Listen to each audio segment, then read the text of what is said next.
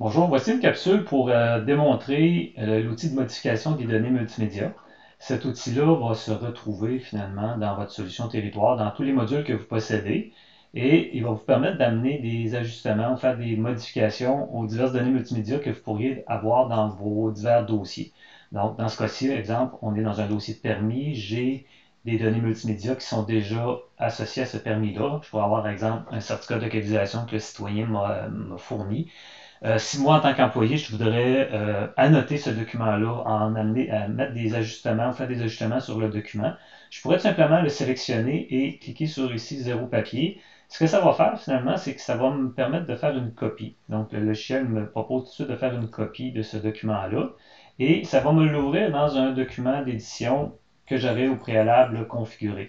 Donc dans mon cas ici, j'ai configuré Snagit, qui est l'outil que je suis habitué de travailler, mais ça pourrait être Corel, ça pourrait être Paint, qui est un logiciel gratuit. L'idée, c'est que ici, vous allez pouvoir tout simplement prendre l'outil de votre choix pour apporter des ajustements, mettre des recommandations peut-être à votre citoyen, comme attention, oups, donc mettre des commentaires quelconques. Vous pourriez, par exemple, y mettre des pastilles comme ça pour mettre des notes. Vous pourriez même avoir à la limite un étampe pour dire que c'est validé.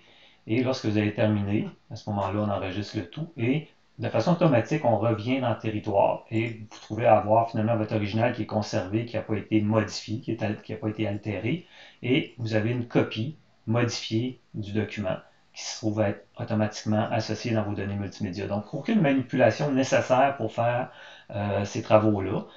Si à partir d'ici, vous voulez en fournir une copie à votre citoyen ou demandeur, ben à ce moment-là, on peut tout simplement cliquer ici sur l'hyperlien qui me permet de faire ça et vous voyez qu'automatiquement, je suis dans mon courriel, mon, euh, mon demandeur est identifié et comme pièce attachée, je me trouve à avoir finalement mon document modifié que je suis prêt à lui envoyer.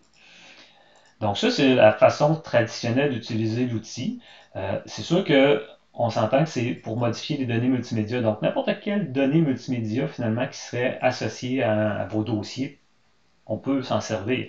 On pourrait, par exemple, être dans un dossier de requête, une demande interne en fait, qui s'ouvrait être une demande de validation de documents.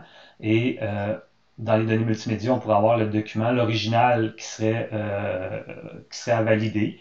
Et la personne qui va le valider pourrait tout simplement dire qu'elle veut en faire une copie. Automatiquement, ça va être Word dans ce cas-ci qui va ouvrir. Et si par exemple la personne vient faire des corrections, euh, à ce moment-là, on peut faire des corrections sur ce document-là. On enregistre le tout. Et c'est le même principe. Donc, mon original est là, ma copie, elle est là. Si on rouvre la copie, à ce moment-là, on va voir que c'est bel et bien le document modifié qui est là. Et on se trouve à avoir conservé comme ça un historique de nos documents.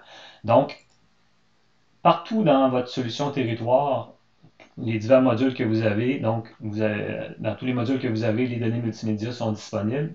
Donc, l'outil de modification des données multimédia va devenir un outil que vous allez pouvoir utiliser.